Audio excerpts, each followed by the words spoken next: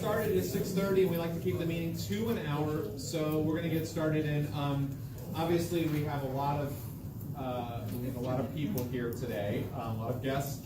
So we really appreciate the mayor and the new police chief, Chief Minter, back there. Thank you for coming, and Alderman Foster and Alderman Hall, and Julian Miller's here, of course, as normal.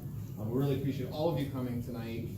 We had already pre-scheduled a presentation from Walk Savannah for an event that we're going to be having in the neighborhood, the Tweed Ride. And so we're going to start with that, and then we're going to spend the rest of the meeting after this presentation is over talking about crime, and we'll let you all speak on what you want to come here to say, and we want all the residents to feel like they can contribute to the conversation as well. Just wanted to make one really quick announcement. We did have the MPC hearing today for the Conservation Overlay District, and I wanted to just report to you all that it passed unanimously. So next step, of course, we'll go before City Council. So yes, thank you, everybody. I'm really proud of the neighborhood. We had 20 letters of support sent into the MPC, which, given the size of our neighborhood, is pretty incredible, actually. And a lot of people helped with that. It's been a long, long process. So thank you all for that. So without further ado, we'll go ahead and turn it over here to John Bennett. What's your title, Ed? Executive Director. Executive Director of Walk Savannah, and he's going to do his thing. So. Yeah, I only have 120 slides. Kayla Brown is here. She's chair of our board, and she also works as Complete Streets Program Manager for Georgia Bikes. So she works on this stuff all over the state, and we both serve on the board of the Neighborhood Association, the one that's just to the east of here that's famous for its Facebook page. We are glad to be here and appreciate the opportunity and know that you have a lot on your mind, so real quick. Who has heard of Walk Savannah before? Okay, we used to be the Savannah Bicycle Campaign. Here's what we do. We use an advocacy model advanced by the League of American Bicyclists, one of the oldest nonprofits in the United States, and they all begin with E. The first is encouragement. We have family-friendly rides to get people out on their bikes. This is Midnight Garden Ride. You've probably seen this. This is just a family-friendly ride to get people out exploring on their bike. We offer a valet parking service for bikes at events to encourage people to ride their bikes instead of driving. We work, the second E is enforcement, working with law enforcement to make sure that traffic and regulations are followed and crashes investigated. Engineering, making sure we have better facilities for people who walk and bike. Anybody know where this is? That's Police Memorial Trail. Yeah, so that'll be the northern trailhead of Truman Linear Park Trail. So we walk all over town. One of the things we've been working on with the city for several years now is improvements in the Lincoln Street bike lane, which began last week and will resume on Monday. So we do a lot of that engineering work, not ourselves, but working with people who do, and evaluation. So every year we conduct a bicycle and pedestrian census, and we literally stand on street corners counting the number of people who walk and ride by. So you've all ridden over those pneumatic tubes. We're the human version of that. And some of you may have had experience, but if you stand on a street corner in Savannah, Georgia with a clipboard, you will meet interesting people. We also do education programs for children and for adults. That's the education E. And the sixth E that we've added most recently is this one. That number is not really correct anymore, but it's a general area of our poverty rate. And for some neighborhoods, it's low. Others, it's up into 60%. This number is households without access to a motor vehicle. And in some census tracts, it's up to 60%. So for African-American households across the city, this is the amount that don't have access to a motor vehicle. So our 60 is equity. We have a program called New Standard Cycles. It's based in our space that used to be a Standard Oil gas station, and we accept donated bicycles, recondition them. We have a good time doing it, and we give them away, including bikes for children. Alderman Hall has been part of our program where we give away bikes for kids at Christmas. And we've done bikes on behalf of the neighborhood association. So you may remember right after one of the hurricanes, your neighborhood association requested a bike, and we fulfilled that promise. And the kids have fun. Alderman Hall, is this an accurate representation of what that looks like? Yes. So that's another thing we do is we give away free bike lights. We've received grants from the Downtown Neighborhood Association to give away bikes. So we literally stand on street corners and give people lights if they run out of night without them. And we produce a map that allows people to get around town safely, shows best bike routes. We print about 10,000 of these a year. And this work has led us to become a bicycle-friendly community. We got it in 2013 and we're renewed in 2017. People often ask, who are we doing this for? Who are our constituents? Has anybody seen these people before? The Savannah Wheelmen on a Saturday morning. Are we working for them? Yes. People who just like to get out and get some exercise, are we working for them? Yes. People who like to ride with their families, are we working for them? Yes. Anybody seen a specimen like this? You know, it's a real deal. He's drinking his water out of a mayonnaise jar. Kind of a hipster bicyclist, are we working for him? Yes. People who ride their bikes to work, are we working for them? Yes. People who use their bikes to work, are we working for them? Yes. The local mountain bike weirdos, do we work for them? Yes. The mountain unicyclists, are we working for them? No, we have to draw the lines. We know that there are 4 types of cyclists. People who are strong and fearless will ride on any street in any condition. That's less than 1% of bicyclists. Is anybody in this room that would go out and ride down Abercorn Extension tonight? Okay. But enthused and confident, that's probably Kayla and I. We'll get out there and ride in lots of conditions. But here's the thing, that's interested and concerned. 60% of the population is interested in riding a bike more, but they're concerned. What are they concerned about? Being hit by a car in general. So we have a lot of people who can get on bikes. So this is the bike I started with, riding in Savannah. This is the way it looks today. It's been extended so it can move cargo. So when we do an event, we like to haul everything there by bike, although we both drove tonight. Generally, we do that. Here's returning the podium to City Hall after an event, so we get a kick out of doing lots of things on bikes. When I started doing this, you could buy a bike like that, but would that be a good bike to go to the grocery store on? No. What about that? Better, right? Good for Savannah? Well, there's a new kind of bike out that has a chain guard to keep your pants out of the chain. You can carry cargo, it's upright, it has a light fenders. Really revolutionary built for city life. And then you can buy this kind of bike now, and here's a 1953 Robin. So it's pretty much the same bike, but what's happening is bikes are becoming about transportation and getting around and not just about exercise and physical activity. Here's a cargo bike where you, like mine, where you can haul stuff. Another version, have you seen these around town? Several people have them. This is an electric cargo bike, which is a lot of fun. So how many of you drove here today? Well, none of you are wearing your driving costumes. How would I have known that? And what I mean to say is, lots of times people thought this is what you had to look like if you're riding a bike, right? And this is what the bicycle magazines were about, pain, right? Does that look like an enticing way to get involved in bicycle? Is that accessible, welcoming? No. But things are changing. Same bicycle magazine nowadays. And other magazines talking about making bicycling a part of your lifestyle. And a fun part of their lifestyle. So this number represents our rank for bicycle commuting in the state of Georgia. Our mode share for bicycles is higher than any other city in the state. More people ride their bikes to work as a percentage here in Savannah than anywhere else in the country. We're number 9 in the southeast and number 15 of all American cities between 100 and 200,000. So lots of people ride bikes. We know this from analysis from the League of American Bicyclists. And this high commuting rate is based on the work of one bicycle advocate who worked very hard to make this happen. It's not me. Does anybody know who it is? Well, it's not me either. Do you recognize it? It's that guy. General James Oglethorpe. So the downtown plan and the grid and the streets that replicated that pattern are good for biking and walking and safe. But I think John's number 2, and I might be number like 4 or 5. So. Well, lots of people say we have a very walkable downtown. Is that true? Are we a walkable city? Yeah. It's true in some places. We have 693 miles, maybe up to 700 of streets within the city limits. This is the number that have standard bicycle lanes on them. This is the percentage of streets in the city of Savannah that do not have sidewalks. 73% of our streets do not have sidewalks. I calculated this year, and Alderman Miller, Alderman Foster, the mayor, may tell me if this is wrong, but I think there's budget for 1.5 miles of sidewalks in this year's budget. And so, based on that number, it will take us 337 years to get sidewalks in all the streets in Savannah. Not all needed, but we need to catch up for sure. Anybody know where this is? Right. How do you get across the street there? Run. Or above. How would you get across it from there?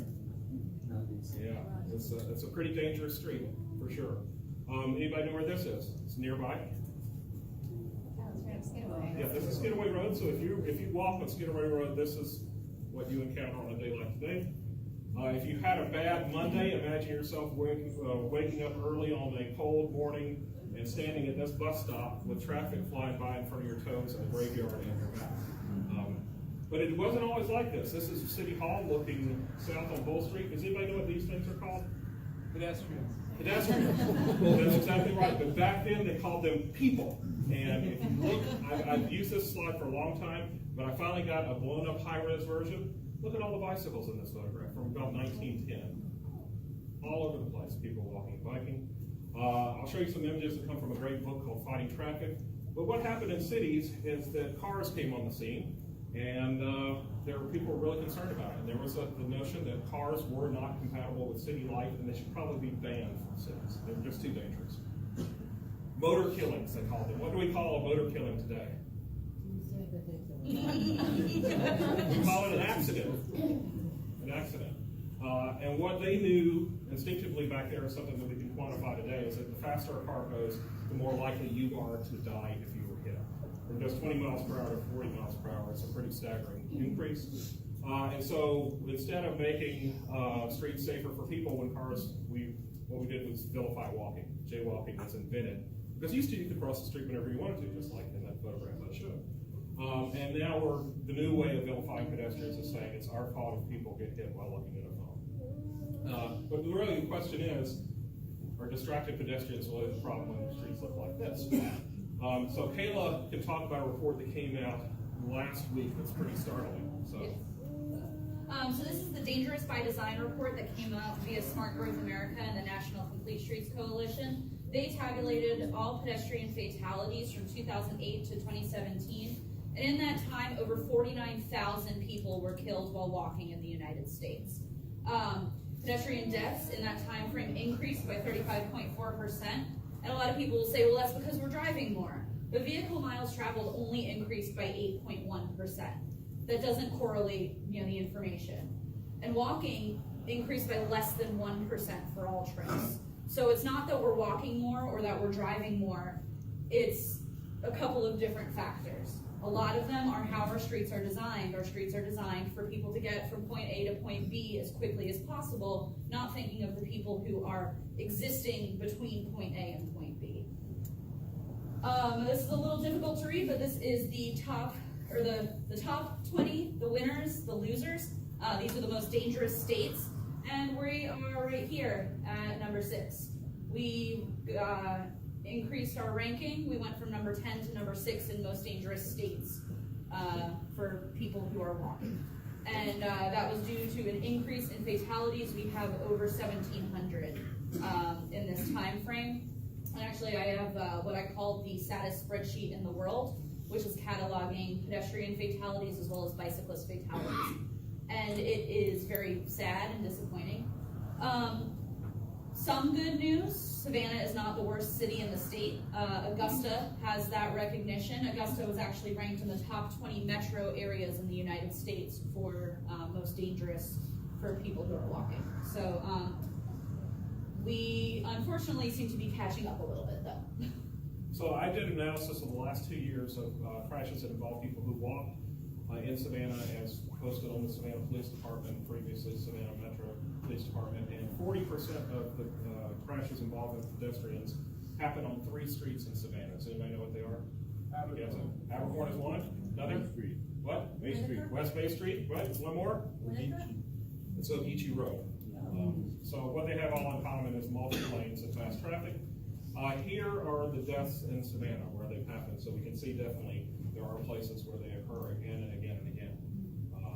So this is the last 3 days actually. So we've had a crash on Abercorn Street, a person killed on MLK, and another pedestrian involved. This is from the police department's website. This is since Sunday in Savannah, so we've definitely got a problem here.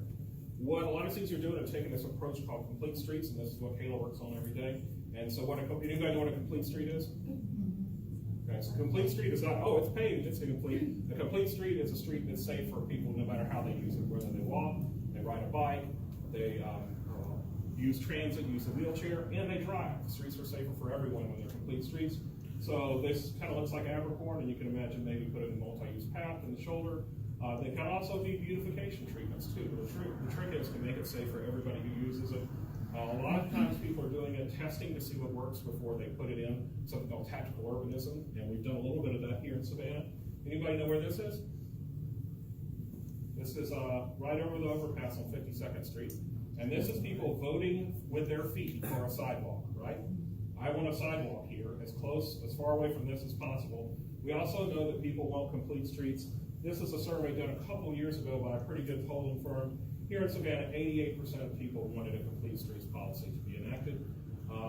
None of you said you were involved and really knew what complete streets was, and that's not unusual. Most people don't until it's explained to them. The reasons to do this: older folks who are aging out of driving but still want to get around, need places where they can walk. Younger people are not as in love with cars as I was growing up, so there's lots of reasons that we really need to think about expanding mobility options. Health reasons, happiness, and again, going back to this, we really want to get all those people on bikes who are concerned but want to do it. Would anybody be okay riding here next to this bus? Is that paint enough to protect you from that bus? Everybody feel comfortable there? What about that? Better? Yeah. That? How about this? Protect cars or protecting the bike lane from other cars? What about that? Even better? Yeah. So there are facilities that encourage people to get out. Some people really, though, want this. They want off-street facilities.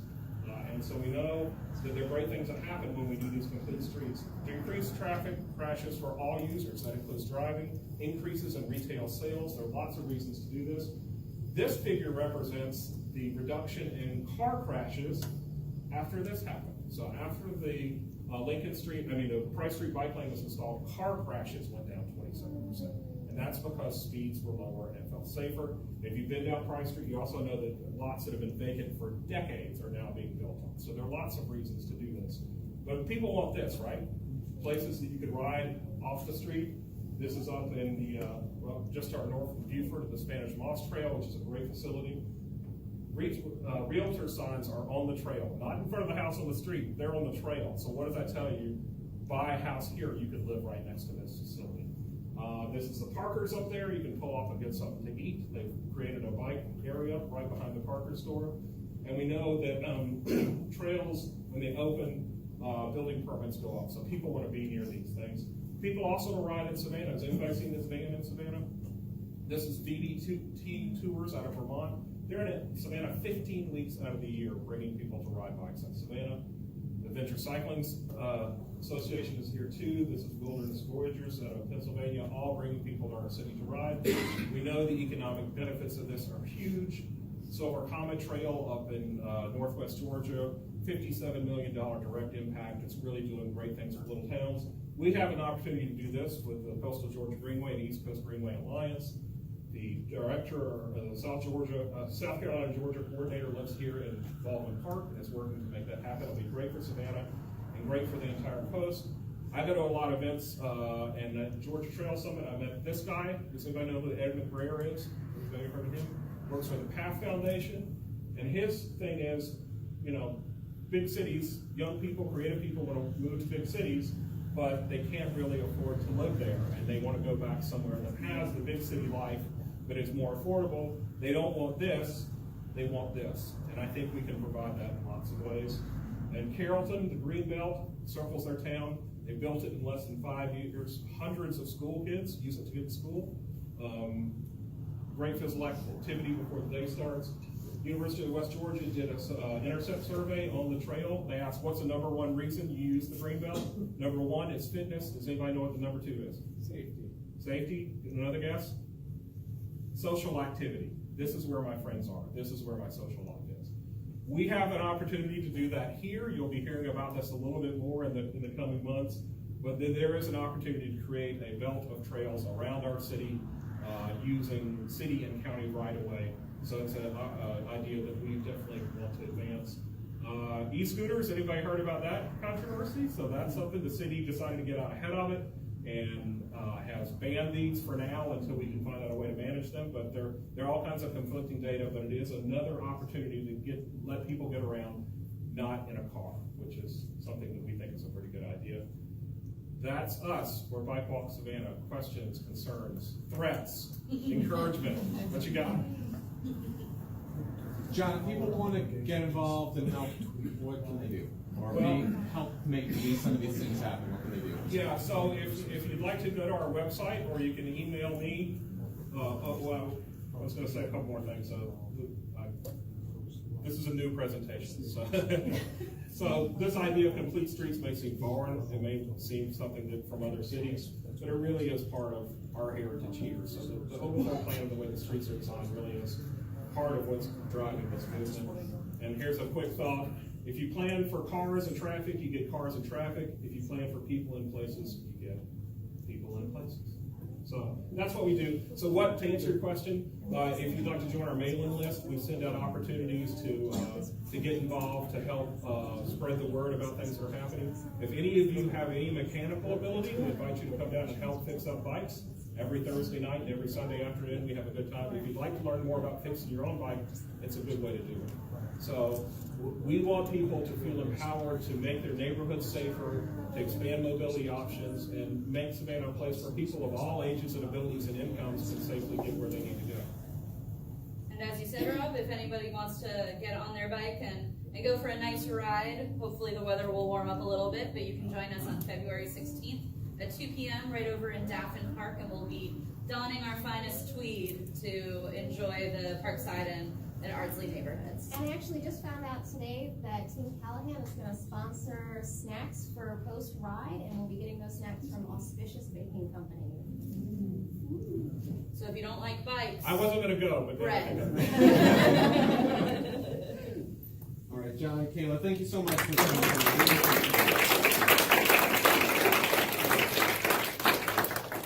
Okay, so while they're putting that away, we'll kind of get started into the discussion about crime, and we'll start that with our normal presentation here by Officer Corporal Lockett, who will kind of give us the last sort of month's activity, and then we'll kind of dovetail into a bigger discussion on this. Well, hello everyone, I'm Corporal Freak Lockett. Luckily though, I know most of you are here and most of you know me. So, going off what Rob said, I'm going to do the normal presentation. And as you see, I brought a lot of backup today, including your former crime prevention officer, Barry Lewis, if you all like to give him a hand.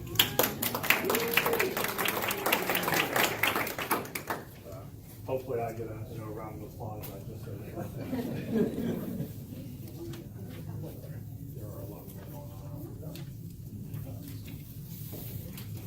And if there's any extras, or if you all are going to throw these away, please let me know, because I like to recycle. And I don't like to just leave it anywhere there. So, alright, so Parkside neighborhood meeting. Today's date, January 29th. So generally, we go over the violent crimes and the property crimes, because those are the ones that generally have the greatest effect on individuals. The violent crimes are basically the murders, the aggravated assaults, the rapes, and the robberies. And then the property crimes are pretty much thefts that include entering autos, larcenies, arsons, and burglaries. And then quality of life crimes, those are the ones that detract from the overall well-being of the neighborhood. So basically disorderly conduct, public intoxication, device crimes such as gambling, prostitution, and stuff like that. Luckily, you all don't have that much of that on Parkside, if any at all. So altogether in 2018, there were 43 violent or property crimes reported from Parkside. 11 of those took place in Daffin Park. And as you see, I outlined what they were. There were 2 aggravated assaults, a robbery, 13 entering autos, which was the highest crime that took place, or the most criminal one. There were 2 bicycle thefts, 9 auto thefts, 8 burglaries, and then 8 miscellaneous larcenies. And the miscellaneous larcenies, those basically encompass the thefts from yards, such as like bird feeders that are stolen, or the larcenies from buildings, which we have a lot of people call and say, my brother stole my phone, and unfortunately it gets coded as a larceny. And then in 2017, there were 35, and then 15 of those took place in Daffin Park.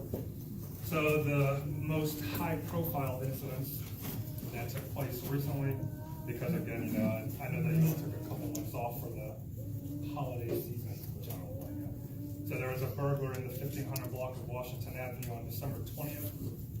This was initially coded as a robbery, but it got changed to a burglary. What happened with that is a lady called and said that there were 2 males banging on her neighbor's door. So she called the police and wanted them to go check it out. So the officers went to the house where the males were said to have been banging on the door. They made contact with the resident that was in there. She was crying and such. She stated that she did not want a police report and she did not want police involvement, but she told the officers that 2 males had come up to her residence, that they were knocking on the door for a while. She opened the door a little bit, and she claimed that they forced their way into her residence, and they had firearms on them, but she said that they did not take anything, and that they left. So the robbery detectives tried following up with her multiple times. They tried to call her. They went into her house multiple times, left their car. The second time that they went to her house, the car was still there in the same place that they left it. So they ended up placing it in abeyance until she contacts them, or until any further information can be listed as just a suspect. But there were some things that I will not get into right now, but there were some things that were going on with the person who was making the complaint on that were not for normal law-abiding citizens. The 1500 block of East 49th Street on December 28th, which I got texted about this. There was a aggravated assault, so if you all saw 5 police officers at a residence, at that residence at 3 o'clock in the morning. That's what it was in reference to. It was a domestic related strangulation, and the male suspect, who was said to have done the strangulation, was inside of the residence. He would not let officers in, but due to the severity of the crime and things like that, the officers went in there and he was arrested as a result of that. On January 10th, there was a burglary / auto theft on the 1300 block of Washington Avenue. So what happened with this was there was an individual that called, and he said that in the back, I guess like outhouse or attic or basement or whatever, you all call them there. In the north, we call them basements, but like here on that. He said that someone had broken into it. There was forced entry. He said a couple things were stolen, including like the car keys to one of the cars in the driveway. So 2 days later, the car got stolen. However, the guy said that he suspected one of his former roommates as committing the burglary of the residence and committing the auto theft. He said he did not trust the guy, but he was working with the guy and he was down on his luck, so he let him stay with him. And turns out that it was the former roommate that did it, because later that night in Effingham County, he decided to take their deputies on a pursuit throughout the county, and then he got arrested. So, but it ended up being the former roommate. And if you'll go to the back, yesterday at Cedar Street at East 49th Street, there was an aggravated assault. Officers responded to the area in reference to a gun discharge call. Upon arrival, they were told that there were 2 males that were walking north on Cedar Street near East 49th Street, when apparently a silver-colored or white-colored vehicle had pulled up near them or next to them, and that there were gunshots that were fired. And there were at least 3 vehicles that were found to be damaged. So I again listed some tips here. Things to remember, of course, it's cold, so please know that your vehicle's warm enough to run, because we've been seeing that within the last couple of weeks where there are vehicles getting stolen. My contact information is down here at the bottom. The number of the precinct, my cell number, that's with me all the time. The non-emergency dispatch number and my email. But I wanted to be a little briefer today because, again, like I said, we do have a lot of guests. So without further ado, I'm going to now introduce our police chief. Well, hold on. Do you have any questions for you before I go? Does anyone have any questions for me before the chief? Go ahead. This is a little sanitized, this version of what happened yesterday. Well, this was just a very brief synopsis. Yeah, so and for anybody who doesn't know, the shooting went on for this rolling shootout, as Chuck described it. It went on for a block and a half. My next door neighbor was driving in one of those cars that was damaged. They shot through his back window. So it was a lot more terrifying than this makes it sound. Yeah, this was just a brief synopsis that I just placed here, because I like to get everything on just one page front and back. I don't like wasting a lot of paper. But the chief was also going to reference that as well. That's why I just had a brief synopsis there. Are there any more questions for me? Any updates on that? Yeah. I'll feel that. Yes, we know. I know that's a very brief one. We know exactly what happened. Our problem is trying to get information. Right now, obviously, this is not somebody that was living in this neighborhood. This is, again, like the problem we've had before. We had the shooting at the dog park, people crossing through these boundaries and bringing the violence into your neighborhood. And I know we've only had a couple incidents, but they've been bad. They've been in public, and we've had too many civilians in the dog park when that one happened. Again, we got very lucky that nobody was shot last night. Nobody's come forward from this shooting, so the two that were getting shot at with the car, they've never come forward. They've obviously fled the area, the vehicle fled the area. The detectives are right now trying to find anybody that has cameras, anybody that has, even if you have the doorbell cameras. This is one of the reasons we reach out at the meetings too, is we need your guys' help, because we don't have a lot to go on. And we don't expect him to be able to notice what make and model of car when there's gunfire everywhere. It's not something that your brain allows you to catch up with. So this is why we do a canvas the next day. Our crime suppression unit always goes out whenever we have an incident like this to go try to check the neighborhood again to see if we can get fresh eyes. This is where we're asking for your guys' help too. The detectives are gonna follow every lead they can, but if anybody's got cameras in the area, anything up and down any of these blocks, even if you're a block or two away, when these guys fled the area, we need pictures of the car, anything we can use to try to identify them. Because right now, we don't have a lot of these, and it's gonna take the detective a lot longer until we can get just one ID match on that. Now, there is a process we're still gonna do with the shell casings. We have a process that checks those against other crimes and see if they can match up. And a lot of people may not know this, but there's a NIBID system. Whenever a shell casing is ejected from a car, we send that into a database. If that gun has been purchased by somebody in the past 10 years, we'll be able to get a match with that. So the investigation is not over. We do have some evidence for it, but at this point, we really need anything else we can get from the public. Yes, ma'am. Hey, I'm sure the chief, and welcome by the way, Chief Savannah, is gonna get into this, but we were, I live 1500 block 49, and we had just left the area to take him to martial arts, and a few minutes later, if I had been running late, you know, a bullet, and I know it's hypothetical, could have hit either one of us. And I wanna know how you're going to, you guys, are you gonna increase patrol, are you gonna divert? What are y'all gonna do to make the area safer while you look at shell casings? I've had that house since 1945, we're one of the first houses in there, and I don't wanna be scared every time I leave to take my kids somewhere. And you shouldn't have to. Any one of these situations is just unacceptable no matter what. I can't say anything to make you feel better for what happened last night, except for move forward with what we're gonna do. Every time we have an incident, whether it's your neighborhood or the other neighborhood, we do flush that area. The thing we have to find out to do is to constantly ebb and flow so that we don't flush it for a little while, which can quiet it down. It's kind of like putting the speed bumps on 52nd. It's gonna slow down while it's there.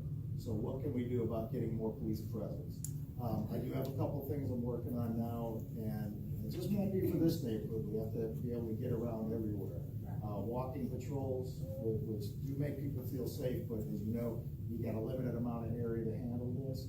As far as increasing patrols in your area, we've been doing that, and stats, I don't like to go by stats too much, but one of the things I checked this morning was to see how we've been doing in your neighborhood.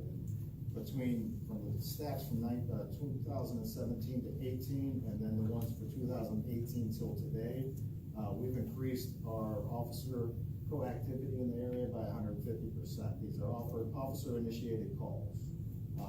Doing that, it gets us in the area more. We are out there. You're not always going to see us. I know that. We try to do that as much. I know Sharif comes out a lot whenever he can. Well, I just want to say something. So you've increased patrols by 150%, but 2017 we have part one crimes at 35, and 2018 it's 43. So that's an over 20% increase in part one crimes from one year to the next. So that's not effective. And we actually had a meeting in this very room in November where you guys came and gave a presentation, and that was based on the shooting that happened in Daphne Park. So what's changing? What's going to change to make that so that way? I mean, where that shooting was is where we hold our Thanksgiving in the street. I mean, if there isn't more a heart of our neighborhood shooting than that shooting, I don't know what else there is. I mean, that is right in the middle of where we gather as a community. So it's, talking about this, we need like what's the plan? What's the plan? Okay. Let me take it now. I'm going to get you a question, because I'm sure there are going to be a few after I do the presentation. I'm Roy Mentor. I'm the new police chief. I've been here for 5 whole months. and I spent about the first 4 months going through testing so I could put this on. So it's been about 5 months since I've been here now. When I got here, it was very clear to me where we needed to focus as an organization and as a law enforcement agency. And I made it very clear after I arrived here. There are 3 main focus areas, because looking at crime, it appeared that all of the serious crime that we were dealing with in every community here in Savannah was really centered around these 3 main areas: gangs, guns, and drugs. Just about everything we've been dealing with has to do with some type of gang nexus, something that has a narcotics nexus, or somebody running around with an illegal weapon that shouldn't have that weapon. Now, we have made some headway in some areas, because with our task force being out the past couple of months, we have actually taken 60 guns off the street and 70 felons off the street. Now, throwing out statistics means one thing, but I can throw out statistics all day and all night. If you're not feeling safe and you're still hearing gunfire in your community, statistics really don't mean a lot, because what you want to see and what you want to hear is what's going to make the violence stop in the community. Not how many people you've arrested, not how many people you've thrown in jail, but what's going to make the violence stop. The things that we've really been focusing in on, and the things that I have the captains and the other command staff members really focusing in on, are 3 main areas: problem people, problem locations, and those quality of life and traffic issues. Here's what I mean by all 3 of those areas. We know that there are people in communities who are the problem people who are causing issues and concerns. You know those individuals better than we do. We want to know who those individuals are so we can start paying those individuals a little more attention. Well, not a little more, a lot more attention. You know the problem locations in your community. You know the areas that you're seeing where people are coming and going every night, where things just look suspicious, and we want to know about those issues. We want to know about the quality of life issues, but we also want to know about the traffic issues. And here's why it's important for us to know about those things. We changed our format where we now have weekly crime update meetings where the captains get together and they're going over statistical data. We have a new format for our monthly crime update meetings. And a really important part of those meetings is the accountability part on the part of the captains and the lieutenants, making sure that they're doing the best job possible of addressing the issues and concerns that are going on in the community. When we get those dots that are up there on the screen, they're responsible for having a plan and letting us know what they're doing so those dots don't continue to appear up on the screen. When we're talking about crime, we're really talking about 5 key areas. We're talking about where, when, why, how, and who. The majority of crime we're dealing with, we know where it happened, we know when it happened, we know how it happened, but the 2 main components that we're missing is why and who. And those are the ones that we're asking our community to partner with. The other thing that we're looking at is we just started what we're calling the Prolific Offender Program. And here's what I mean by prolific offenders. We're continuing to see people that are continuing to hit our radar screen. This is the 3rd time we've arrested them. This is the 4th time we've arrested them. This is the 5th time we've arrested them. We arrested them last month, and they're back out on the street committing crimes again. So we're putting those individuals into what we call a Prolific Offender Program. And here's the way the Prolific Offender Program is working. When we get somebody who's in a Prolific Offender Program, we're going to the courts and we're asking the courts, can you give them a little higher bond? When their case comes up, we're asking, when you prosecute the case, can you ask for a stronger sentence? So we don't continue to have to deal with these individuals. Now, it's not working all the time, because we had a shooting Thursday night where somebody fired a weapon, accidentally shot a 3-year-old child, but the person still should not have had that weapon. Here's the challenge we're facing. That person was arrested. The officers did an outstanding investigation. They were placed in jail, and they were given a 40. How long do you think it took them to get out of jail? What kind of message does that send to our community when we're not taking matters like that serious? That 3-year-old child could have died. And whatever the reason is, and I already have a phone call in to a couple of people, but I want to know as a police chief, why are we arresting people who fired a weapon, actually fired a weapon, struck a 3-year-old child, and we're letting them out with a $4,500 bond? The thing that we're really focusing in and honing in on right now is what can we do to strengthen neighborhoods? And yours is a prime example of neighborhoods that we want to make sure we're doing the best job of partnering with and strengthening neighborhoods. And here's what I mean by strengthening neighborhoods. When you talk about crime, when you talk about criminals in neighborhoods, they look for three things: desire, opportunity, and a target. Every criminal that I know of has a desire to go out and commit crime. They usually can find a target. But what we want to reduce is the opportunity for them to commit those crimes. And a lot of the property crimes are crimes of opportunity where they find an easy target and availability to commit those crimes. The things that we're doing, and you asked about a plan. Here are three things that we're doing to be more aggressive in addressing crime issues in the community. The first one is our presence. We have to increase our presence, especially in key areas where we know that there are problem people, problem location, and those quality of life issues. That we're not just aimlessly riding around, not that we're doing that right now, but we need to know where we need to be, when we need to be there, and why we need to be there. So it's important for us to make sure that we increase our presence in the really important strategic locations. The other thing is partnerships, and making sure we're doing the best job of partnering with you people and making sure that you continue to be our eyes and ears out in the community. What we hear sometimes is we get a lot of our crime information, probably too much of our crime information, off social media. And we're reading stuff on social media. Nobody's ever called us about it. Nobody's ever filed a report on it. But we're reading about it, or we're hearing that it's posted on social media somewhere. We want you to make sure that you feel relaxed and comfortable reaching out and contacting us. Don't ever feel like you're bothering us or anything is insignificant for you to call us. Because that one phone call that you didn't make could be the burglary or the shooting that you possibly prevented. So we want you to make sure you call us. If you have to call 911, call 911, but let us know if you see or hear something suspicious going on out in the neighborhood. The third one is communication. We want to make sure we're doing the best job of communicating with you and that you're doing the best job of communicating with us. And we want to make sure that we have as many communication channels and avenues available for us to communicate with each other back and forth. Social media is a big one. And for the most part, with the exception of our public information officers, we are not on social media. That is going to change, and it's going to change within the next week. Each one of the precinct captains, or each one of the precincts, will be developing a Facebook page, and we'll be looking at other social media ways where we can reach out and communicate back and forth with people. How many people in this room are on nextdoor.com? Did you notice the police department's not really holding their hands up? Okay, we need a greater presence in social media because there's a lot of information that's on nextdoor.com that we're not getting and it's not being communicated to us.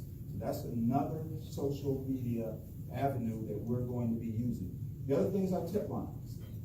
We're reworking our tip lines that we have because there are a lot of times where people want to report information to us. They want to remain anonymous. They don't want to give their information, but they have really good, really important information that they want to provide to us. We want to make sure that we have an adequate level of communication avenues that are available so people can provide that information to us anonymously. The other thing is, the big thing for us and the big thing for you in this area is the level of violence that we're seeing.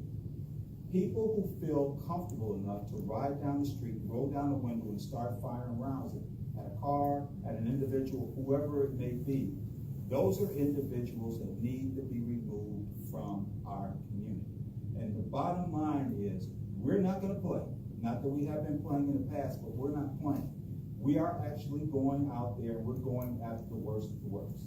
It's one thing to go out there and pick people up off the corner, but for every 4 or 5 of those individuals that we're picking up at this level, they're replacing them with 8, 9, 10 people the next day. The ones that we're going after are the high level ones.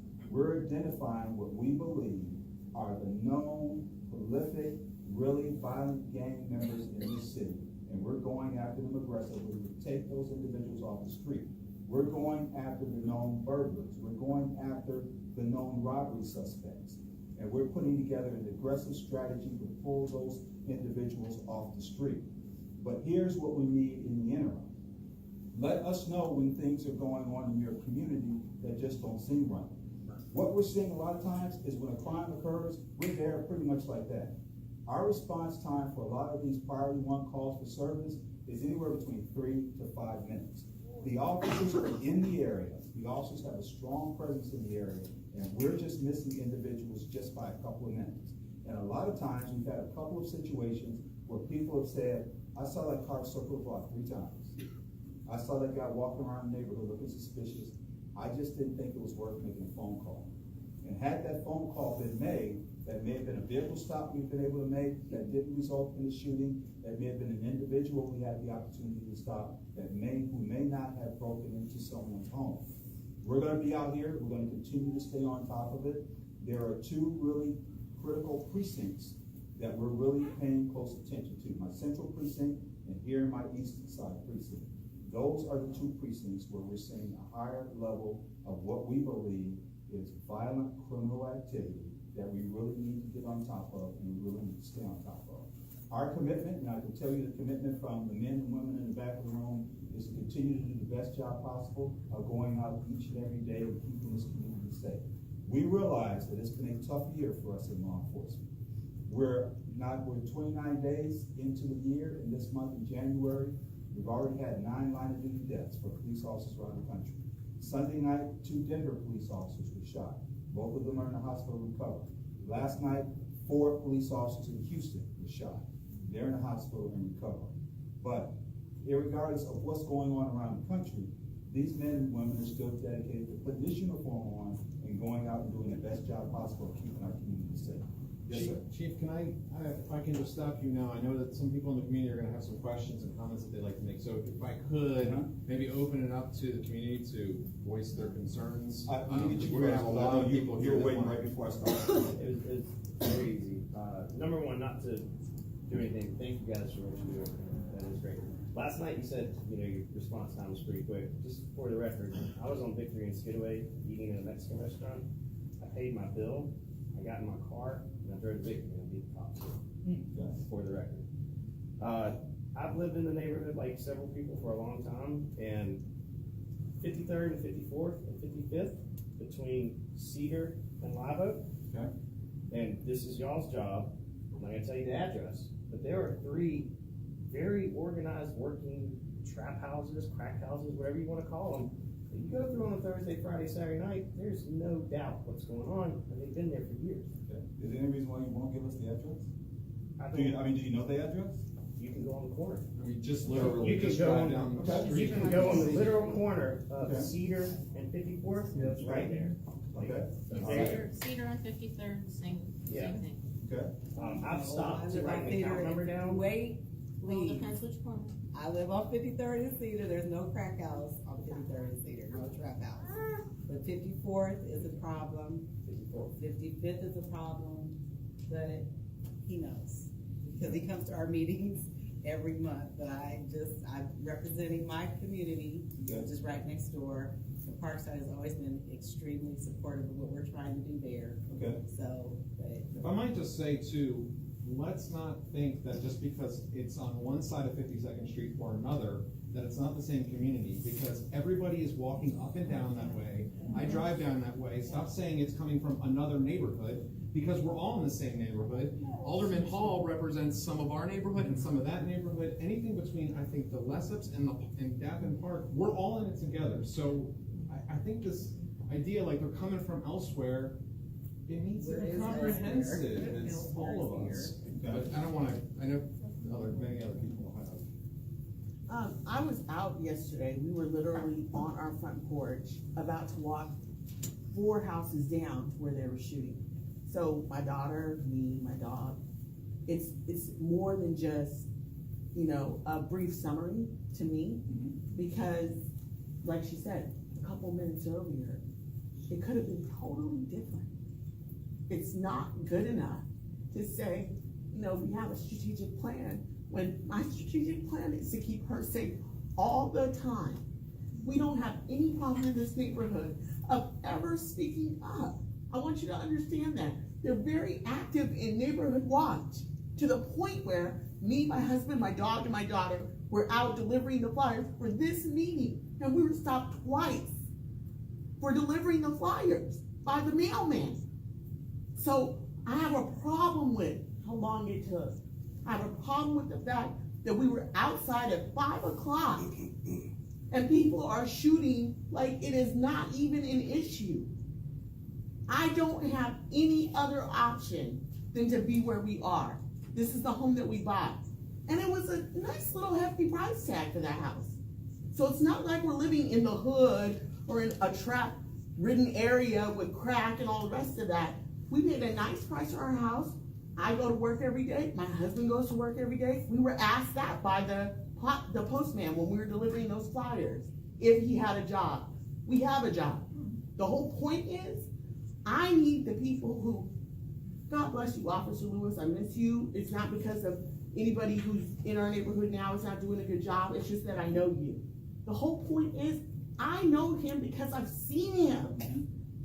I know him. I know you were doing your job, sir, because I saw you when we had the haunted house on that same corner where that shooting was. So I know he's out there, but guess what? It's not enough.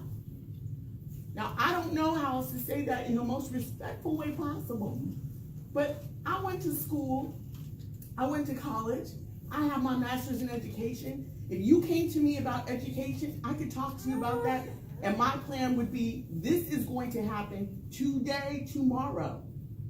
This, to me, is official history. I need something for the future. I need to know that if I walk tomorrow, Friday, or Saturday, me, my daughter, and my dog are not going to be on the news, and my husband's at work finding out we're no longer here. That's where I am. I'm not blaming your area, your corner, your street. I'm saying that on my street, they were shooting. And you're absolutely right. Let me make this perfectly clear. What's going on in the incidents that have happened in this community are totally unacceptable. It's unacceptable whether it happens at 5 o'clock in the afternoon or if it happens at 11 o'clock at night. It's totally unacceptable, and it has to stop. And we are going out there and aggressively. We're going to put more people out on the street. We're enhancing our gang unit presence out here. But here is the big issue. You're absolutely right. People should not have to live in fear of going outside or walking their dog or going outside with their child. But the bigger issue is we apparently have some criminals in the community who have no fear of getting caught or people seeing them doing what they're doing. And that's what needs to change. That fear needs to be put in them. Yeah, just because on 52nd, now that there's more of a police presence, because I know I go that way to work. So now that there's more of a police presence on 52nd, people don't speed on 52nd. They speed on 49. So, I mean, just the fact that they see you, they know, okay, well, look, this probably isn't the street to do it on. You know what I mean? Like, if I'm running late, I probably won't speed down 52nd today. Okay, they know that. So my thing is, it works. My husband and I disagree on this, but the whole point is, if they see you, then they won't come. Okay? If they see you, then they won't come. If they see you, they have to figure out something else to do. And I agree. And the presence is a big part of that. But the even bigger part of that is, it's one thing to have a presence. We have some people we need to aggressively remove from some of our communities. And once we aggressively start doing that, I believe that the crime issues are really going to be addressed. But we've also, in addition to having a presence, it's one thing for them to see us, but if they see us, then what are they going to do more than likely? They're going to go someplace else and commit a crime. We've got some people we need to remove from communities. Yes, ma'am. About response time, yesterday, so I live on that block, and we went outside right after I heard the shooting. I immediately started to call 911. Okay. Neighbors started to call 911. Okay. She couldn't get through. It rang and it rang and it rang and it rang. She never did get through. She tried to call it 3 times. I called and it rang at least 10 times before somebody picked up. So that seemed problematic. That's something we need to take a look at, because I've heard that before with people having concerns about getting through to 911. The other part of that you have to keep in mind is, if everybody's calling at the same time about the same situation, there are only so many call takers, there's so many desks right there. But did you call back more than once? I did. Did they pick up the second time? So, yeah, the second time, it rang a lot. It rang a lot the second time? Yeah. Okay. And I do know at least one other neighbor I know did that get one through before I did. 3 times and just The flip side, I got through pretty quickly. So it all depends on the volume, how many people they have there, but they should be answering those calls pretty quick. Yes, sir. I guess I have about 50 questions for you, and I'll boil it down to just one question and one kind of comment. There's a number of elected, and I'll put in air quote, leaders here in the room tonight. And this is, I understand, kind of putting you on the spot a little bit, but that's your job, so we'll put it on the spot. So my first question is, do you have the resources you need? And we've been through this demerger process, the shenanigans, and I'm going to use that term to be polite, in the city budget with the games that were played over the fire and the fire fees, which again, before your time, not your area, but just the point is, the key question that I would have, and feel free to leave an anonymous note in here someplace so we can start banging on the so-called leaders here to get you the resources. But that's my first question. My question is really, do you have the resources? The second point is, I feel for you, Chief, because you are inheriting a long-term problem. And, that's like, people come in and say, oh, we had a shooting, let's do something about it. And as we all know, there's socioeconomic factors, there's a lot of history here. You've got a real problem of trust in this community that you're inheriting. As I'm sure you're well aware, we have a police chief that's currently in jail, and there's a long history going back to the 90s of officers. The vast majority of officers, and I have huge respect for you guys, patrol officers. It's like, but the problem is, just a few can really script a reputation. So there's major trust problems in the community. And so that's more of a comment. I'm sure you're aware of it, but a lot of what you're hearing in here, and a lot of the crossed arms and stink eyes you're getting are as a result of promises made and past assurances and platitudes that just never paid off. And so I think that's a key problem, a key hurdle that you're going to be facing. And so again, the key question is, that's just more background to give you a little feedback on how a lot of us feel about this. The key question I have from how we go forward and deal with some of this is, do you have the resources you need? Okay, let me divide resources up into two different categories. Let me start with staffing. As far as staffing, what we're looking at is, yes, did the merger happen? We split police departments, and now what we've been doing since we split police departments is both police departments realized there are challenges as far as making sure we're filling positions. Chief Hadley over in the county is still aggressively trying to fill his positions. Here in Savannah, we're also aggressively filling our positions. We've got 18 officers who are finishing up their training. In the next 2 weeks, they'll be out there on their own. We've got 27 officers who are in the academy right now. They started the first part of this month. And then we also have 3 more academy classes scheduled for this year. So we are continuing to go out there and aggressively hire and continue to aggressively replace positions and add positions to the police department. The other side of it is the technology side. When we talk about resources, we are a little challenged in the area of technology. We've got some catch-up work to do. I've got a records management system that's kind of old, but we're going to be working towards replacing and upgrading some of our technology. Technology is going to be important because the future of policing, if you talk to just any law enforcement agency in the country, the future of policing is not putting more butts in police vehicles, but having technology that officers can use so that you don't have to have as many officers out there spending as much time doing things that technology could supplement. So we're working on the technology part. The other thing you hit on is the trust issue. And I realize that. And that's something that law enforcement agencies all across the country are dealing with. And it's not unique to Savannah or the Savannah area. We realize that by virtue of things that have happened across the country, locally, recently, over the years, that trust and confidence for some law enforcement agencies across the country is not as high as it's been over the years. That's part of the reason why when I came in, I talked about taking community policing to the next level, and not just having community policing, but making it relationship-based policing. We don't just want to have a partnership with members of our community. We want to have a relationship with members of our community. And how do you have a relationship with individuals? We got to get people out of the cars. We got to get them out of the cars. We got to have that face-to-face contact. I need to get to know you on a first-name basis, and the officers need to get to know you on a first-name basis, and you need to get to know the officers on a first-name basis. So building that trust and confidence in every community that we have is a top priority for us here in Savannah. If you're curious, I actually train emergency managers in law enforcement, disaster planning. So, I'm well aware of the problems we're facing. It's a tough job. All right, let's talk. She's been having her hand up for forever, so maybe. So I've heard some things said tonight, I just wanna kinda know how this is all going full circle. 911 has failed many people. If there was an emergency going on all across town, it wouldn't matter if 20 people were calling in, the calls should be answered. Like that's a technology issue and it needs to be addressed by the city, not just you, but by the city of Savannah. We need more officers on the street walking. Many people have asked this, we need to have your presence. It sounds like you've got people in training, but when is it gonna take place? We are sitting beside the largest park in Savannah. I don't know how many people are downtown walking the streets, who's on horses or whatever. We've got people walking in from all over coming here.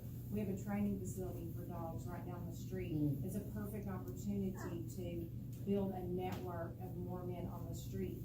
When is it gonna take place, and how are we gonna get that message of when that's gonna take place for us? Is that gonna come from you? Is it gonna come from our alderman, our mayor, or whoever here? Is it gonna come through our neighborhood association? When are we gonna see this plan take effect? Well, the majority of the plan has already taken effect as far as the precinct captains, kind of reorganizing their staffing so that they can have the opportunity to put more people out on the street during those critical times so that they're out there and increasing their presence. That's been something that I've pressed with the precinct captains for quite some time. As far as the additional bodies, like I said, we've got 18 officers who are finishing up their training. They hit the streets in 2 more weeks as solo officers, and then we got 27 in the academy. They finish up April. So those additional 27. Will they be assigned, who will be assigned to this area? How many people, the largest park in Savannah, how many people are gonna be assigned to this area? Is it delegated like that? I really don't know. Well, what we do is we sit down, we have kind of a matrix formula that we look at. We look at calls for service, we look at response times, we look at the openings that they have, and then we determine how many people need to be assigned to that area at that particular point in time. Now, we also have the availability to shift resources. One of the other things that we're looking at that we believe will have an impact on our staffing and being able to have more officers on the street during critical times is right now we've slated the date of March the 6th to move all of our patrol officers to 12-hour shifts. Now, there are a couple of reasons for us to move to 12-hour shifts. One of the biggest and most important reasons is for us to allow officers to have more time off and have more availability for the weekends. With 12-hour shifts will work is you'll have a minimum of 2 weekends a month that you'll have off right now. Right now, we're on 5/8. So I've got officers with 3-4 years on the department, but guess what? They have Tuesday and Wednesday off. And they've had Tuesday and Wednesday off for the past 2 years. And those are some of the officers who are expressing concerns about maybe leaving and going to another agency. Looking at the way the 12-hour shifts are working, the way the captains are putting them together, the 12-hour shifts will allow us to increase the number of officers that we have on the streets during critical times and put officers in critical locations when we need them by using the 12-hour shifts. Yes, sir. I got more of a comment. It's not really directed toward you, but I think that our focus really, I don't know if the police presence or anything, all it does is shift that problem, right? So if we get more people, more cops on 52nd Street, the crime moves somewhere else, and then it's a reactive issue. I think that, so I used to live in Philadelphia. There's no really public, where do kids go play basketball indoors? Where's the free leagues, winter leagues, the kids to play sports? The issue isn't policing, I don't think. I think it's more of and it's good that the public officials are here because I think it's a different issue of social economic issue that needs to be addressed of how are we engaging these people to divert them from driving down the street shooting versus let's add 100 more cops, which isn't going to stop crime. We can add as many cops as we want. I don't think that fixes the problem. I think the issue is a little different as far as how do we fix it as far as getting to the ground level kids, focusing on the kids and developing them to not go in that direction of gang violence or negativity, whatever it is. Well, you bring up a good point. I'll get to the next question in a second. I wanna bounce off a belief here. I actually have a couple of quotes that I wanna read. So February 12th, 2018, WTOC reported, quote from Alderman Miller, "There are children growing up in poverty. You see the results of any crime now. Our 15-year-olds are shooting people. That comes from the situation they grew up in." March 2018, "I feel like long-term we've got a great opportunity to drive those numbers to a point where we won't be one of the crime-ridden communities in the United States. We're going to be one that people use for a model mayor later on." Mayor DeLoach. June 30th, Alderwoman Bell said, "By aiming to solve the greater social ills of Savannah, like unemployment and poverty, the city can address symptoms of crime proactively." So my question to our leaders who are here tonight, what, I There's the know plan. you put in some programs, but we need to get these kids feeling like they're part of the community, giving them something to do before they pick up that gun and hit that street corner and join these gangs. So what? And you can we guys have do? been in charge now for 3 years, so what's happening? I can tell you in 3 years, we went from 63 murders to 27 in 3 years. Which had nothing to do with any of those programs, that's a statistical No, anomaly, but- and you should know that. For the person that's dying, it means a lot. It does, but Okay, again, but big let picture. me speak, okay? We do, and we are working tirelessly. Julian Miller, probably the one that's working the most on pushing the issue of recreation. We have to have recreation. We have very little recreation. We do have a winter league. We do have basketball going on. We do have a summer league. How you find out about that, we need to do a better job so that you know about it, so the kids can play. Is it enough? No, it's not enough. It is not nearly enough. There's not enough football, there's not enough basketball, there's not enough of several things. And whenever we were originally in the situation we were in, we were grabbing at straws and trying to figure out a way to increase the amount of money going. We attempted in one way, we didn't make it, we didn't have the money. We don't have the money. Not this year. Don't have the money. So right now, we're paying for what we're paying for. We've got a police setup already in place that we separated our city and our county because of it. Because we said we would have a 7-minute time. When you had a part 1 crime, we would be there in 7 minutes. We weren't in there in 7 minutes the other night. We have failed. We have failed because that's what we agreed that whenever we took that Berkshire study, we spent over $1.5 million more on police presence and police equipment and everything else that said we would be there within 7 minutes if something happened to you.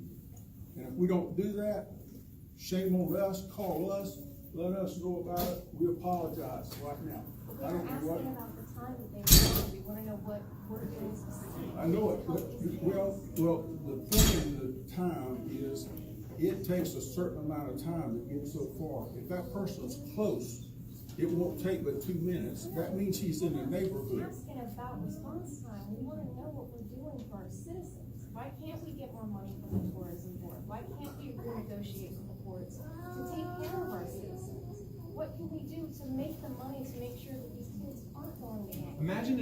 Imagine if this shooting happened on Broughton. I guarantee you guys would be doing something. If this wasn't in the middle of We would not be doing any more than we're doing right now. We are here because we. That would be on the front of the New York Times if that happened on Broughton Street. Might be, I can't question that, but the point is, we are here for this very reason. I am here because I want to know what's taking place, what's wrong, what do we need to do to make it better. If in fact, which we do feel like recreation is probably the key thing, what you said is the key thing. Keeping kids busy reduces the amount of crime. We did it this summer with Summer 500. It has reduced the amount of crime during the summer 27% in the categories of youth. It just doesn't. I mean, the numbers are there. give somebody a job, and they don't, they go home, they rest. And that's what we need to do more of, but we need recreation, absolutely. Working on it. Guy right over there is working in behind all, trying to figure out how we can get the county, the city, and the school board to work together to do that. We have a very nice pool right over here in Daffin Park, one of the few pools, and the hours are ridiculously small. It's never open. It's not open on the weekends, it's not open on Fridays. When it is open, it's open a short period of time. I mean, here's a perfect opportunity to not only have all the communities socializing together, but it's also a chance to put some of the older students, older children, young adults to work. Why are we not using this? I mean, here we have a facility and we're not utilizing it. And I would, if I could tell you something about the pool, I would tell you, I know nothing, and I apologize for I know nothing about the pool. If I told you I knew the times it was open or what it was, I couldn't tell you. I do know about recreation, I do know about football, I do basketball, and things that I feel like a lot of kids do and play. And that is the one area that we're working hardest on. And I feel like we'll have that league coming out, we'll have the baseball coming out, then we'll have the football coming out next year with a decent program that you can be proud of. And then you'll have those three lined up, and then you'll have basketball in the winter. In a place that you can play, you don't have to play outside. So that's what is taking place, and it's due to them working with the county and the school board, because the facilities, the school board has the facilities, we've got the money, and we got the kids. We'll put the money and the school board together, and can make the programs happen better than they are, no question about it. It needs to be improved tremendously. But we have to take care of this situation right now as far as the school, as far as the shootings in our neighborhood, and what can we do with that? I'm just saying, if we get a plan, we'll put together a plan, we'll come back and sit down here again and tell you what that plan is, and let y'all buy into it and us buy into it, so that we can have something that we all feel comfortable with. Right now, I could say anything that wouldn't matter. It would not matter, because there is no way I'm gonna trust you when I've been in an area where somebody has just shot and it could have been my child. I don't care who you are. I know that. I understand that. It's not gonna change. I'm not looking for anything here. I'm not looking for a smile. I'm not looking for anybody to be happy. What I'm telling you is, I am responsible enough to come to you and say, we're gonna work on it. And we'll come back and we'll put this down here, and we'll show you what we're gonna do. And then we'll ask you to buy into it. And then when you buy into it, we hope, and that's all I can say about it, because I don't know. I'm gonna work at it, work real hard. We hope that turns it around. And so when can we expect this plan? 2 weeks? Well, we have a meeting again in a month, so how about in a month? In a month. Next month's Everybody meeting, you will is come here and present a in plan? month. You come back in a month, we will have a program that you can look at like you want, so you can understand that we can put something in place. Whatever you think about it, you can talk about it then. But we'll have something for you to look at in a month that will be a change of what we're doing at this very moment. So that's February 26th. Okay. Well, here's a recommendation. So I was just sitting here thinking, what about reaching out to people like the Savannah Bananas? They make a lot of money in this neighborhood. Let them sponsor some kids programs. Do that outreach thing with these companies. You get money. You know, you have to plan to get these things in place. Right. We have to plan. It doesn't, it takes a tremendous amount of money. I understand that. So whenever we say we wanna do this, we'll have a plan in place next year. The money's will be there next year to do these programs. But it'll take us a year to roll them out. I'm not saying for tomorrow, but I'm saying that's one. Right, and I agree with you. Reach out And to I'm the sure they will business participate. community. let them put a little bit of money back in. But I could say that we'll come back in a month and put you something in front of you to look at and see what you think. At least we'll start there. I'm not here to act like everything's great, okay? It's not. That's a fair commitment. But next month. Mr. Mayor, I'm Brian Foster, I'm citywide alderman. Most of y'all know I've been in this community for over 30 years. I ran 3 years ago because I cared and I was concerned about public safety, and I ran on one platform, and that was fixing the police and trying to fix the finances of the city. You need to know two things, and I can give you, take 2 or 3 minutes, and I can share some numbers with you. When we ran, we were over 100 patrol officers short. It was not being funded by previous administrations in the city. There were open positions that were not even trying to fill, they weren't recruiting. Okay, we said we're gonna change the budget. We're going to fund 100% of all the open positions. We had to take money away from other areas where it was being spent because that was priority of the citizens. That was clear. So we have 120 more people working in the police department the following 2 years later than in 2015 when we ran. A huge amount of money. That meant we had to quit spending money in other areas, but we did have revenue growing also. What you need to understand is there are only $66 million in this city that come in from taxes. And we have a high tax rate, in my opinion. Our taxes should not be going up. Okay, we fund a lot of our infrastructure through SPOS because we've had it since it was invented back in 1985.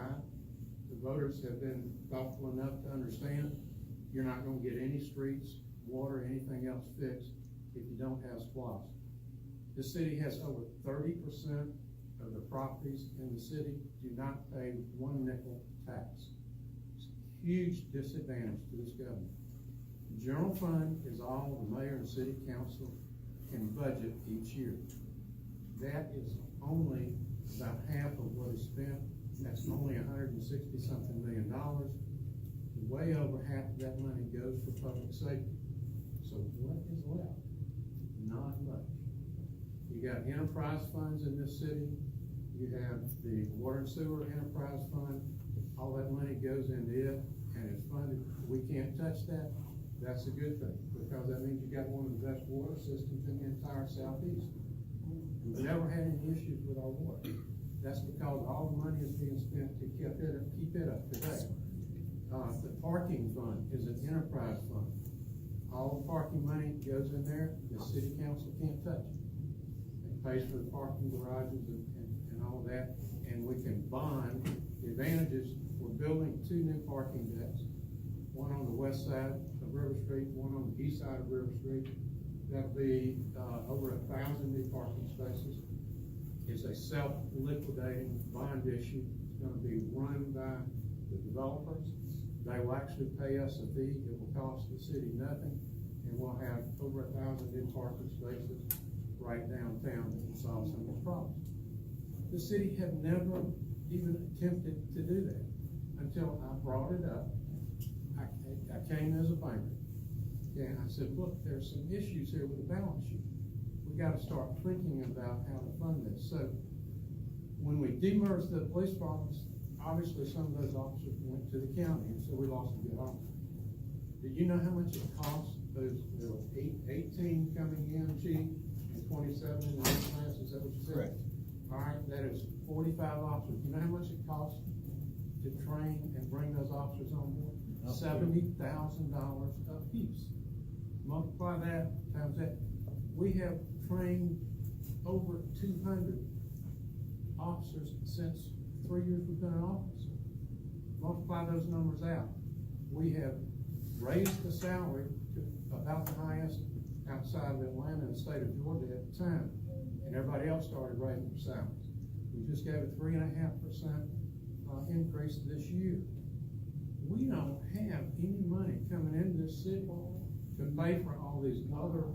We can't pay. There's for billions of streets dollars of and putting sidewalks. infrastructure being built and all Well, what we've been talking over there, that's good news. Where are the impact fees then? Why don't we get Record tourism and Why are we port is the getting more biggest money for ever. tourism? Why don't you renegotiate those things? Zero of that. It's your job to figure it out. You have to figure it out. Don't tell us why you can't help us. Is not in the city of You're Savannah. telling us why you cannot do what needs being done. You're coming in here to tell us why you're not satisfying what you said you were gonna do. You ran on crime. You knew what the budget was. If you could not fix it, then you shouldn't have said you could. Because I voted for you, and I voted for you, and I voted for you. And we just had a shooting in the middle of our damn neighborhood. That's right. It's my neighborhood too. And we're funding 100% Then of what fix the it, or else police we're gonna vote for asked new people. Okay, we're funding 100% of that, okay? I'm not a politician. I am here because I live in my neighborhood that's not far from here. I care about the same thing. If you are me, then instead of, with all due respect, instead of standing there and talking about the parking decks that are being built, you would be concerned about your own safety walking out of your front door. If you were me, that would be the last thing on your list. The pat on the back should be, when I ran for this office, this was the problem, and this is how we're gonna fix the problem of yesterday, not 2016, not 2017, yesterday. 5 o'clock, walking outside, no protection. I should be yelling, cover me. I should be asking the cops, can you give me some training? That how much, what was the number? 40,000, 70,000? I need 70,000 just to walk out of my front door. If you were me, you would be telling me that. How are you gonna get me trained to make sure I can make it out 5 o'clock in the afternoon after I've been teaching the youth how I can make it safe for my own daughter? You know, Gretchen asked a question she hadn't gotten about recreation and what are we doing. We're not talking about what we're doing here. We're talking about what we can't do. After 3 years of pushing recreation, we have only doubled the basketball program for next year. And we have only doubled the practices in the past before next year. Once the basketball program started, we didn't allow them to practice because we didn't have enough gyms, so we changed that. Took 3 years to get that done. And we're trying to do something about football. We have no football. The city has no football. The kids you're talking about, kids I've been talking about, can't afford $200 to get on a football team. The city has no team. These are all private teams that put their league together. They go out and they recruit, and I'm not taking anything away from those coaches. God bless them, because they spend an awful lot of time. Our city, over the last 20 years, has decreased what it has spent on recreation to the point that we don't even have recreation anymore. And we're trying to build that back. The only thing I can show for it is doubling the basketball program. It took us 3 years to get that done. How many kids does that help? I'm sorry? How many kids are on that league? I think they said it would be another 90.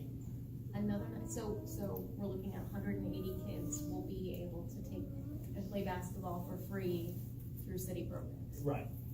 And that's how big a hole we were in, that we're trying to dig our way out of. Nick's been wanting to say something. Yeah, Chief, if I could bring it back to staffing, because that's a hard concrete number that we can get Before to. we do that, Nick, let me just say, next month, 26th.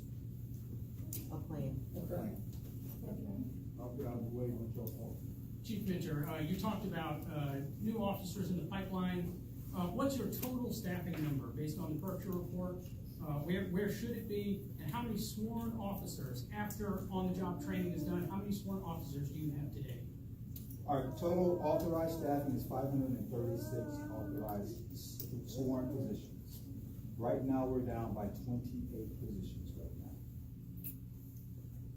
And 28 positions for an agency of our size, you look at that, that's pretty much of a normal attrition rate for an agency of our size. But like I said, we have 3 more academy classes scheduled for this year.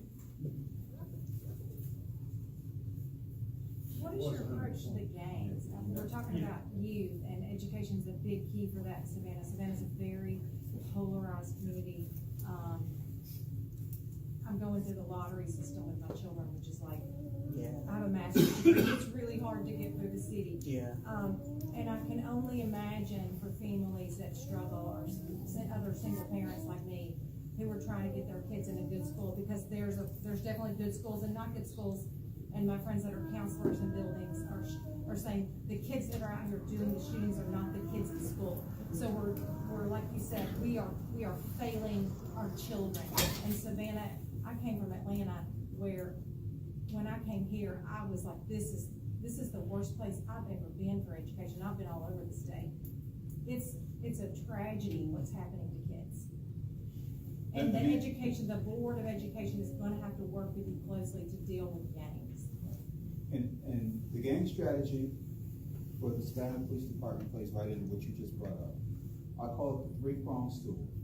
And I refer to it by the acronym of PI. P stands for prevention. What are we doing to prevent kids from even getting involved in gang activity? What do we have out there that we're using to occupy our kids' time, occupy their minds, so they're not thinking about getting involved in gang activity, and they're not being recruited on the streets, not doing anything by known gang members to get involved in gang activity. That's where your recreational programs come in, that's where your educational programs come in with your prevention strategies. The second part is the intervention strategy. What do we do about kids who have already gone into the gang life? What do we have in place to try and get them out of that gang life? What intervention strategies do we have to let them know this is not the way you want to do this? You're going to end up in prison or you're going to end up dead. But what intervention strategies do we have to try and get kids out of that gang life? And the third one is the one where prevention's not working, intervention's not working, have to go with enforcement. And that's the part where we have to aggressively go after gang members who are out there committing crimes, but we couldn't prevent them from getting involved in gangs. We can't get them out of gangs, so now we have to try the enforcement part. Can I ask, one question, because so that's pretty much all after the fact. So as part of next month, can we hear the plan on reducing the poverty level, so we're not doing so much after the fact, and we don't need so many cops? So, because we all know that that's what really underlies a lot of this. And Savannah's got a high poverty level, and so we're always gonna have these issues until we address that. I think the other thing too, though, is that we don't really have consequences, or not hard enough consequences. We're seeing the exact same kids going out there, and they have no fear of God in them. They're gonna take a weapon, and they're gonna use it. And they don't care, they're making very adult decisions. And I think they need to face very adult consequences for those decisions. You know, I don't want to see them turn back to their parents who aren't there, who don't care, to just continue this behavior and terrorize more people. And that's part of it. It's not just the kids. Yeah. It's the adults. Yeah. If we look at the number of convicted felons that we're arresting in this community who are in possession of firearms, that's something that is just totally amazing. And we've got to address that. And that's something that we're working on addressing on the state level. Yeah. Probation, parole, that kind of stuff. I know, If you're a convicted felon and you still have no fear of running around with a gun on you, somebody over here. I just wanted to maybe add or partner the thought of the recreation. The city has the Summer 500 program. I don't know how proactive or how reactive or how positive or how negative. I haven't seen a study on the result of it, but is there a 4-season approach where perhaps showing them what life could be like by partnering with businesses, getting them jobs? I mean, I'm not advocating like during the school year of having them go after school, maybe on the weekend, you know, something where they see the future.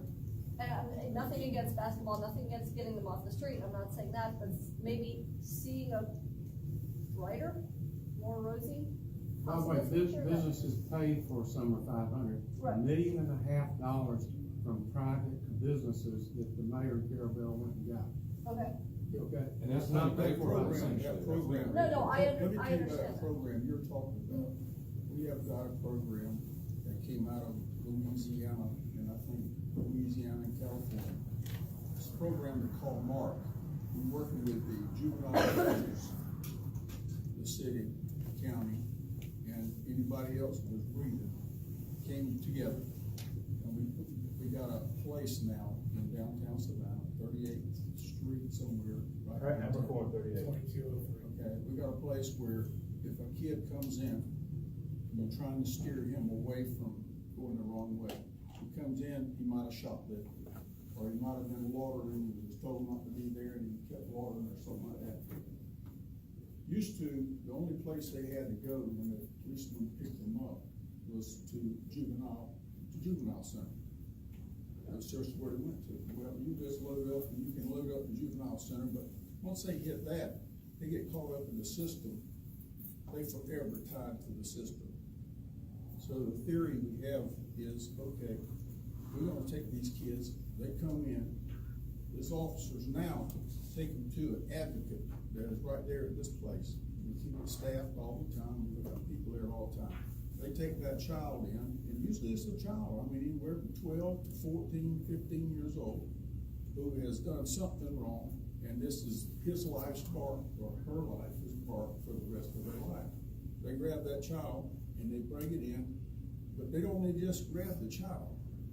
The parents have to come in also, because they have found that a child is only a reflection of the person that raises them. They're gonna act like their parents, or they're gonna be left alone, and they're gonna be without any instruction, and therefore they're gonna go haywire.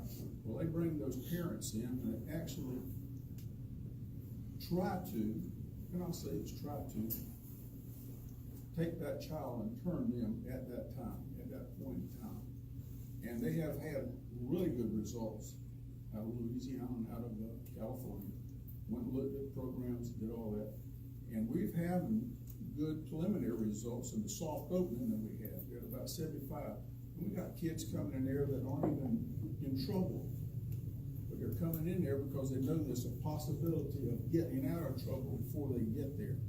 So that is one great program we've got. And we also have the same program started for 17 to 25-year-olds that we're trying to do the same thing with.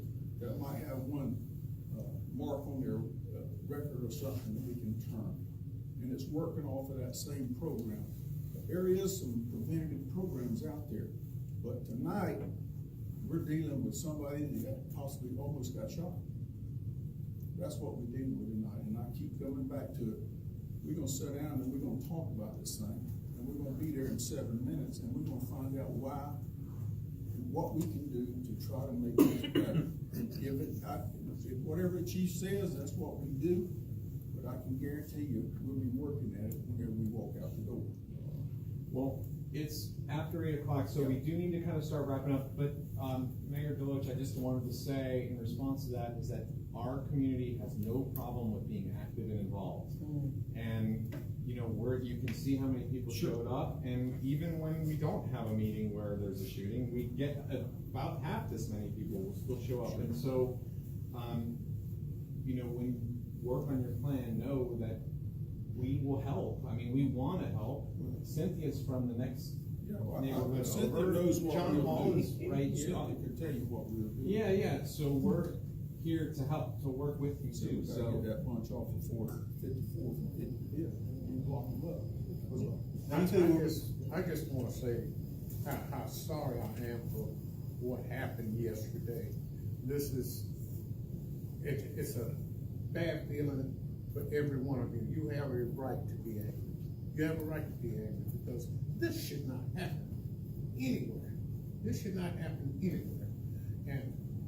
And we talk about all of this going on, but you know, we have some good kids in this community who are doing the right thing.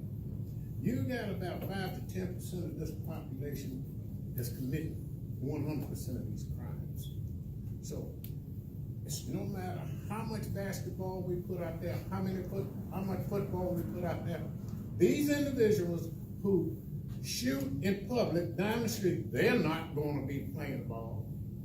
So we're trying to catch those people who are at the early age. And education is a key component of all of this too. Because when kids are educated and they're studying, they don't have time for this craziness. They don't have time for this craziness. Because they're going to try to improve their lot in life and do better than their parents. So, thank you. Here's what I can tell you to wrap up on our part, because I don't want people to think that we came here, we stood here and talked for about an hour, and then we walked out the door and nobody really got anything from the conversation with Savannah Police Department. I know we're gonna come back in a month and we're gonna talk again, but here's our commitment to you right now. We have been and we will continue to increase our presence here, not just with the patrol officers. We have our violent crime task force, who's assigned over here. We also have our gang unit, who's assigned over here. And we're gonna continue to keep a strong presence here. We're gonna continue to make sure that when you call us, we're responding expeditiously and coming in and addressing issues. We want you to continue to partner with us. And if you're calling us and we're not responding, or if you're calling us and it's taking us longer to get here than we should, that's the man you need to call. And if you're not getting answers from him, feel free to call me. Because don't ever forget the fact that we work for you. You are our bosses. You are our customers. We work for you. So I don't want anybody to feel like we're not responding to you. I don't want people going home tonight feeling like they can't watch TV or they can't go in and out of their house because a bullet may come flying down the street.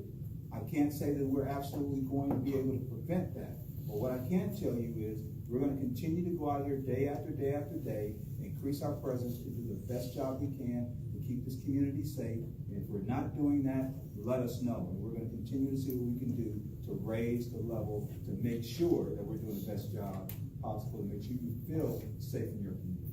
So we'll come back in about another month with a plan. But in the interim, you will see more of us. We will be getting people out of cars.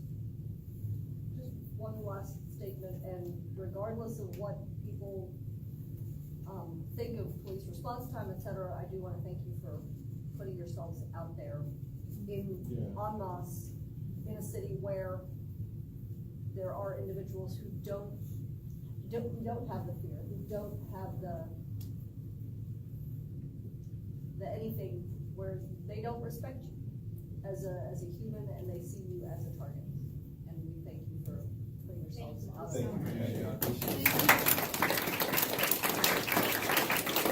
I have to commend you. I've been to a lot of community meetings and that is the quietest baby.